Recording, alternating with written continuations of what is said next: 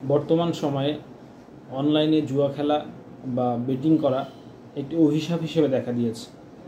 বিভিন্ন মানুষ জেনে বা না জেনে, বুঝে বা না বুঝে এই ধরনের জুয়া খেলায় সম্পৃক্ত হয়ে যান এবং পরবর্তীতে তারা সর্বশান্ত হয়ে যান। আমাদের 2025 সালের এই সাম্প্রতিক যে আইনটা হয়েছে, সাইবার সুরক্ষা অধ্যাদেশ 2025, এই আইনের 20 ধারায় জুয়া সংক্রান্ত যে কোনো কার্যক্রমকে অপরাধ হিসেবে সাব্যস্ত করা হয়েছে।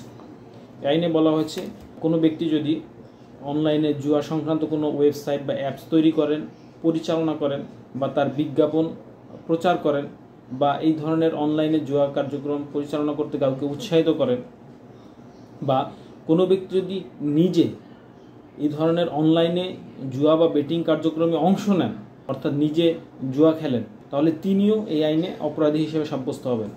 এই আইনে বলা হয়েছে, এই ধরনের অপরাধ যারা করবে তাদেরকে 2 বছর পর্যন্ত কারাদণ্ড দেওয়া হবে এবং 1 কোটি টাকা পর্যন্ত অর্থদণ্ড দেওয়া হবে।